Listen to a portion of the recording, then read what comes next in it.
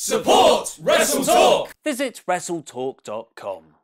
Hello and welcome to the WrestleTalk News. I'm Ollie Davis. And who likes to party? Yeah! Get crunk with your homeboys and or girls. Home people. Yeah! Dance all night to the early morn. Oh yeah! And chug beer through your asshole. Yes! Sorry, what? Because that's the sort of night John Cena has in his upcoming comedy movie Blockers, which will be released on the 6th of April, just 2 days before WrestleMania 34. The film is about 3 parents trying to stop their daughters from losing their virginity on prom night, where one Herculean task involves Cena taking on 2 college students in a butt-chugging contest. Cena is continuing to branch out from professional wrestling, building his Hollywood acting resume, writing children's books, and now he's even starting to marry people. Like, officiating the marriages of people. He's not randomly marrying people in like a polygamous